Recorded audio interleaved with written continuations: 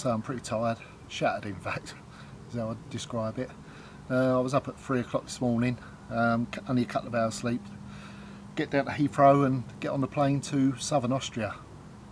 And I flew into Vienna and then got a connecting flight to Graz. And the flights went pretty well, or at least I thought they did, because I've got to Graz to find out that my bags are still in London. So at the moment I've managed to beg, borrow and, well, not steal, I've certainly borrowed a bit of gear, and I've managed to get set up and get some rods out anyway. I'm on a lovely gravel pit in southern Austria.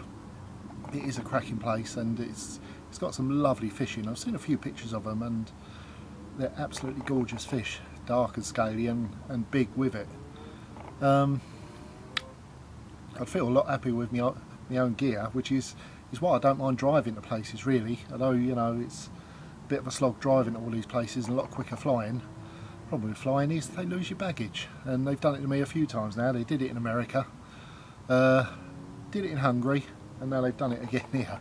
So hopefully all my own gear, or most of it's going to turn up tomorrow, so I feel a bit happy with that. But like I say, you know, the guys here have been very, very helpful and sorted me out with enough kit to at least get me fishing tonight. So who knows? I mean, I don't know if anything's going to happen tonight. You know, it's been a bit quiet for a couple of weeks by the sounds of it, and just started to pick up in the last few days. So I timed it just right. I mean, the weather is absolutely gorgeous, and I'm sitting here in a t-shirt like it's a summer's day, and it's virtually November. It's the last few days of October, and while it's cooling down elsewhere, this part of Austria is actually very nice. You know, it's easy to see why the fish grow well in this part of the world, because it's lovely and warm and sunny. So I'm going to get a good night's kit tonight. Hopefully my gear's here tomorrow.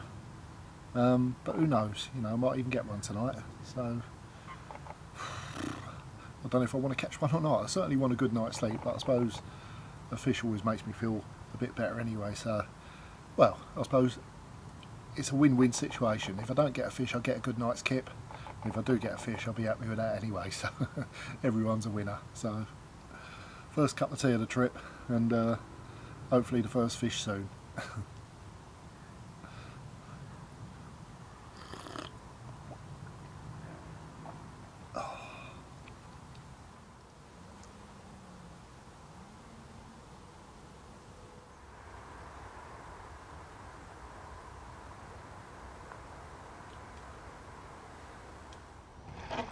Well, there's good news and there's bad news.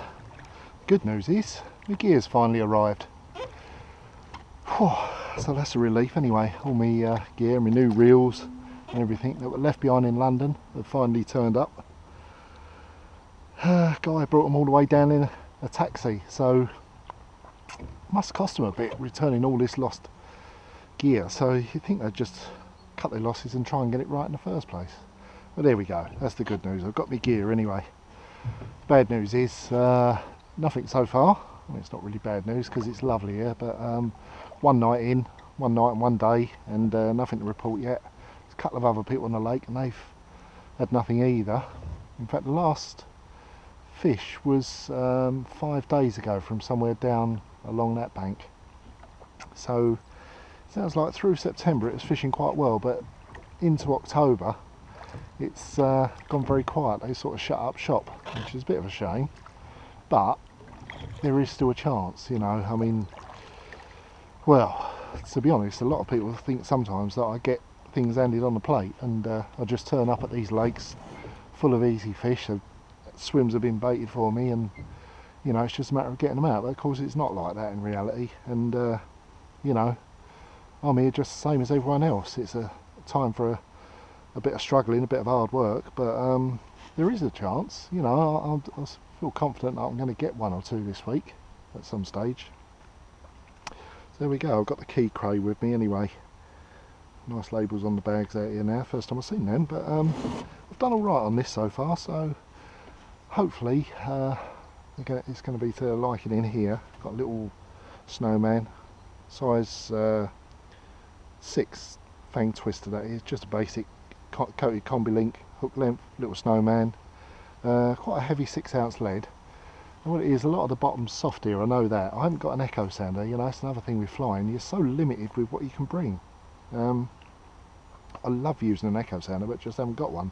So what I'm having to do, markers have been put in place by the guys who sort of fish these swims all the time, so I'm not going to move them, but they are marking sort of reasonably good areas. I might try different ones if they don't work, but basically what I'm doing is feeling for hard spots. There's quite a bit of weed out there, strange sort of weed, quite hard, sort of tough weed, but in amongst that there's clearer spots and there's harder spots. See that? Yeah, see I can feel weed there straight away, so yeah, see there you go. Could actually feel that, the lead landing in amongst that on the bottom, so I don't want to be fishing in amongst that, but somewhere around here. There we go, solid as a rock there. Well, that feels about right, so I'm going to put a bit in, not loads, I don't see the point in putting loads in, but the other guys put in a fair old bit, so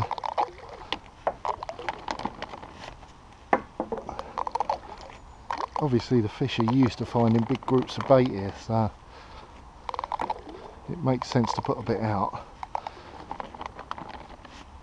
as according to them some of their groups of bait have been going lately, have been getting cleared, so well, let's see what happens. I can always leave this out for 2 or 3 days anyway.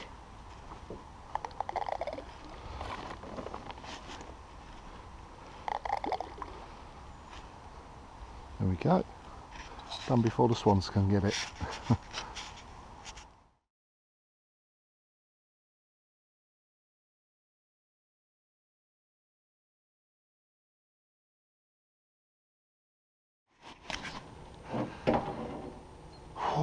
Just have a look at that, just an epic battle out in the boat, well over half hour.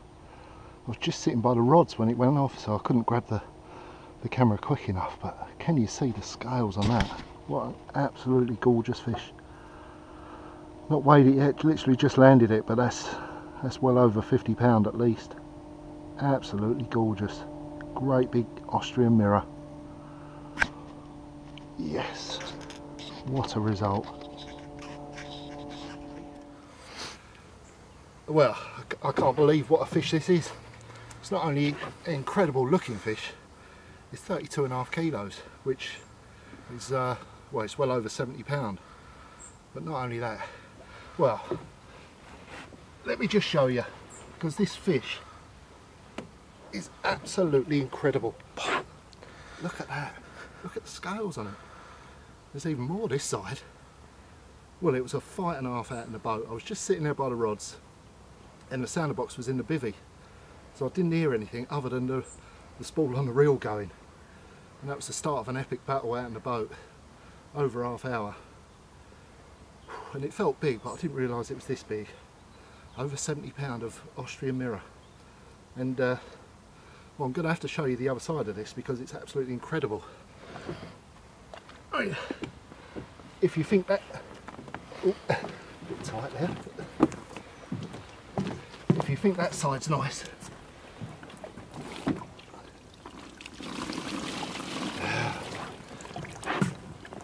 just have a look at that side as well. What an amazing fish. I know there were some beauties in this lake, but that's incredible. November the 1st. Amazing. I'm going to have to put him down as he's so heavy, but I'm so happy with that. Amazing.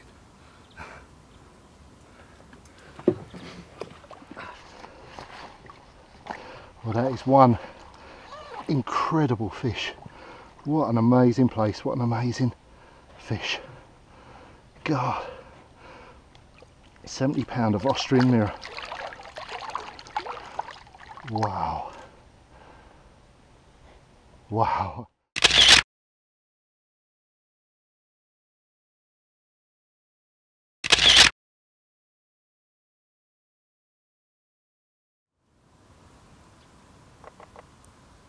God, the sun's lovely and bright. I don't know if you can see, I've slackened the lines right off. So the water's quite clear out there, very clear in fact. If you can see, they're just hanging very limply off the rod tips there, just straight down to the bottom. And I've actually taken the slaphead indicators, loosened them right off. I did have them on there, and I had the lines sort of semi-slack to start with, but I was getting quite a few liners, so fish were obviously in the area. But fish bumping into the lines, it didn't seem to spook them that much, but I'm sure it would if they kept doing it. So basically what I've done is just slacken right off. It's fairly open water out there apart from the weed beds, but there we go. So slack line fishing in Austria, but I think it's what's needed here in the clear water.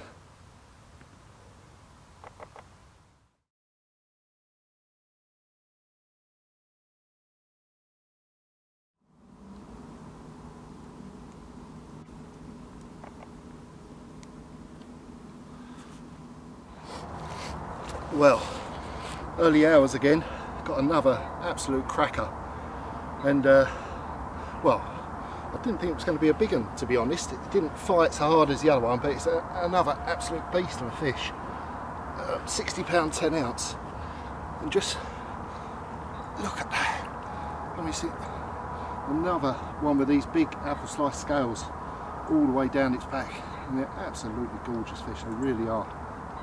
Come from the same spot as the first big one, and they were showing they were more active in the evening, yesterday evening, not in front of me but on the other side of the lake, but you know, I thought, well, I've put the food in, so if they're hungry they might come to it, and sure enough this one did. But after a slow start, 3 days 3 nights without a fish, it's now sort of starting to turn on, so there could be more to come, but it's absolutely brilliant stuff. I'm absolutely loving this.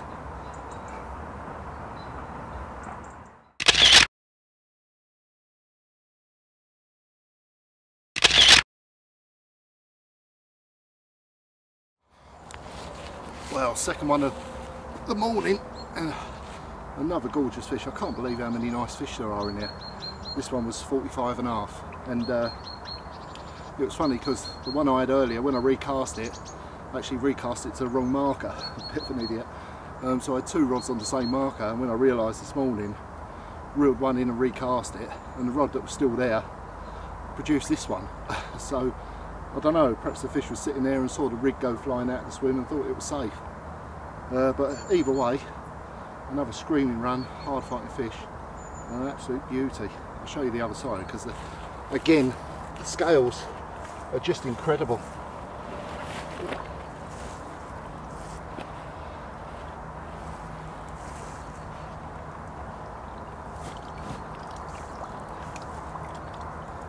I mean, if that was a fish in a normal lake, this would be the one that everyone's after, but in here it's just one of those scaly fish. It's an amazing place, it really is. And it's 3 fish now, 3 big ones, so happy days.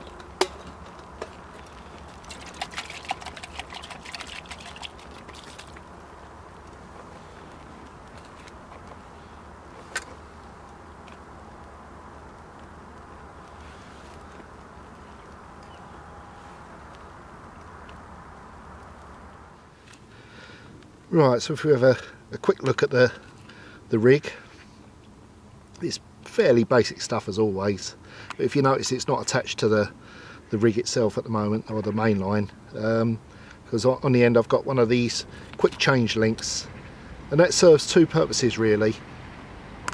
The main one being that when I've landed a fish, rather than carrying the fish up with the rig still attached, or all the main line still attached, or trying to unhook it in the net, which is always a bit of a nightmare, I can just unclip that from the lead and the main line and just carry the fish up in the sling with only that attached, so it's better for the fish and makes life easier. And after I've attached it to the rig, which I'll do in a minute, I'll pull a bit of silicone tubing, 2mm silicone tubing up over it, and that stops any problems with it slipping or possibly getting tangled up, so it just keeps it all safe. So the rig itself is a size 5 twister, just sort of knotless knotted but sort of KD style. 4 turns, hair out, then another 4 turns and back through the eye.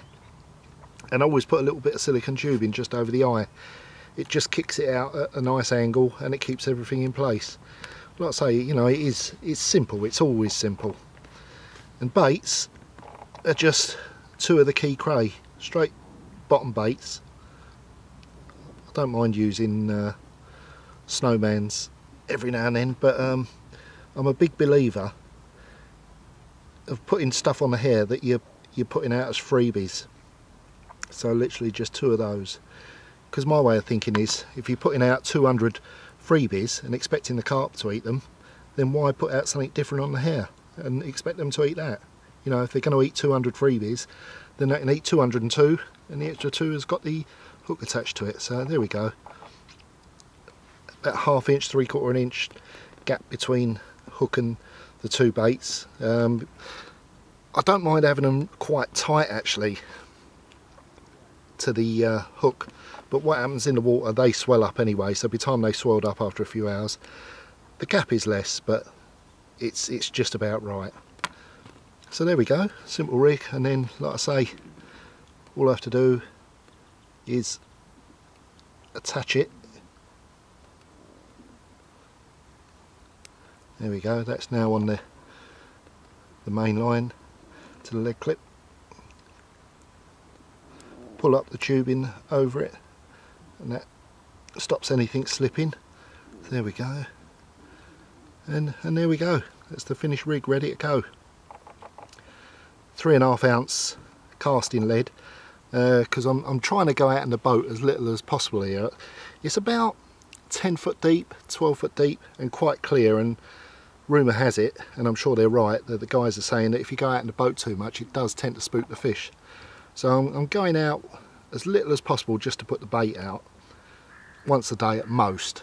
Once every 2 days I'm planning to do it, and then just casting the rigs out. So there we go, normal lead clip on there with the rubber not pushed on very far, 3.5 ounce casting lead, 2 bottom baits on a simple rig. It's all pretty simple stuff as always, but it doesn't have to be complicated to catch carp, it just has to be right, and that's right. So there we go, get that one out now, and you never know, it might just do the job.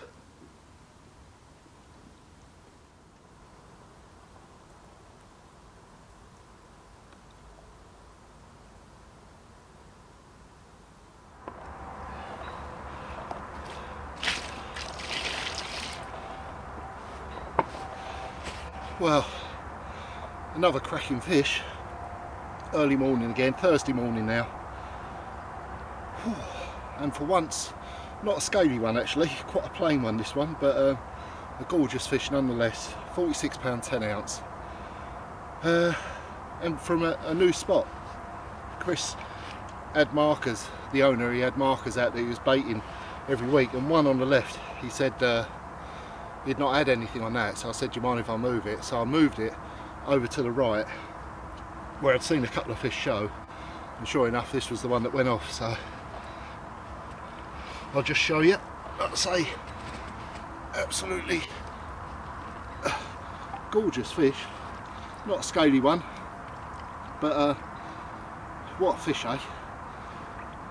Felt like an absolute beast when I was playing it, and it's one of those cases that if I'd lost it, I would have said I'd just lost an 80 pounder, because my knees were trembling and I was shaking as I was bringing it in, and it felt like a ton weight. And yeah, still a good fish, obviously, 46.10. So I'm certainly not complaining, because it's been tough on here, and things seem to be happening now anyway. So, oh, it's good. It'd be a shame to leave here actually, but still a couple of nights left, so still a chance for a few more like this, I hope anyway.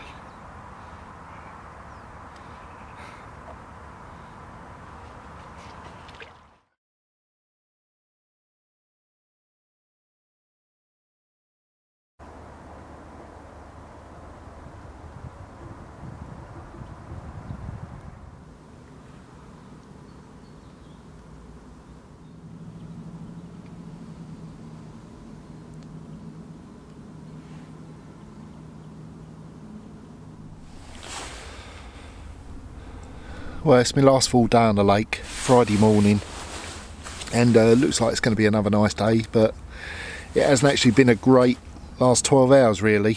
Yesterday evening one of the guys, Christoph, come round and we was chatting, and it was dark, it was about 6-7 o'clock, and he just said to me, what time are you getting the bites? And I said, well, mainly in the morning. And with that, one rattled off out of the blue, first evening take actually, but a couple of seconds and it fell off anyway, which, well, it's one of those things, isn't it? You can't do nothing about it.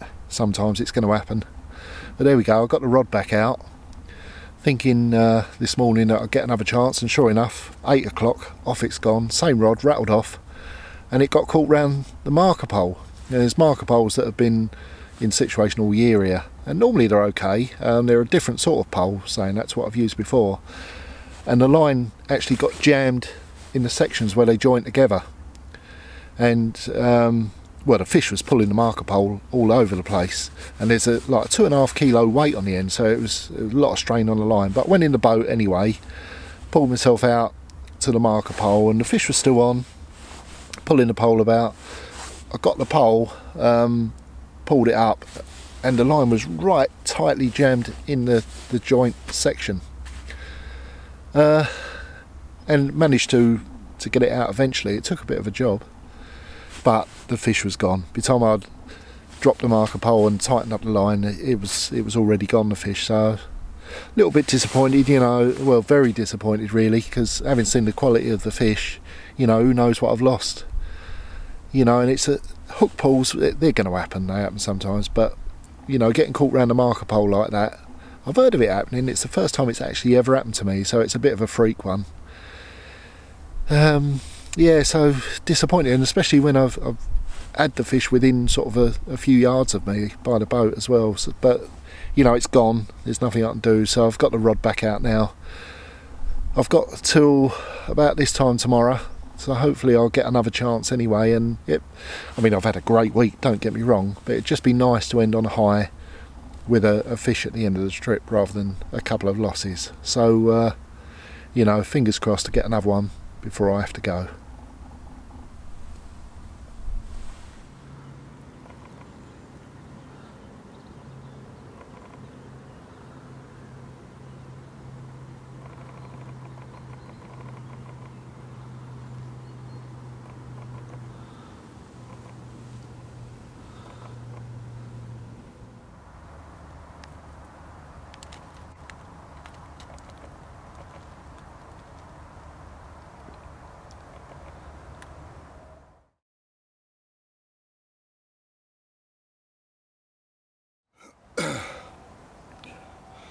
Well, it's my last morning on the lake. Cold, frosty morning. I'm going to have to be fairly quick because my battery's flashing red. It's nearly dead. But I've got one more, and I'll tell you what, back to the scaly ones, just have a look at this. Because what a fish, eh? 42 pound 9 ounce, and what an absolutely gorgeous fish.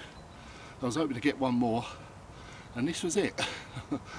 Oh, on the marker I moved again the other day.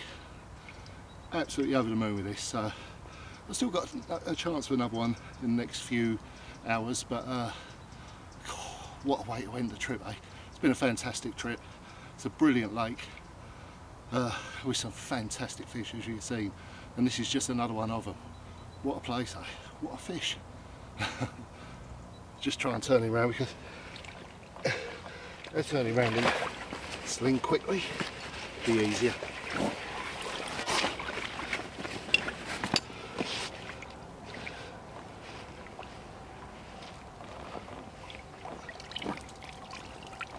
Just look at that. Aren't they absolutely amazing fish? Oh, thank you Austria, thank you Chris, thank you the Carp. So I feel sort of privileged to catch these fish. Outstanding. Whew. Well, that's it, got to get him back, start packing up now, got to fly back to England this afternoon. So there we go, happy days, see you next time.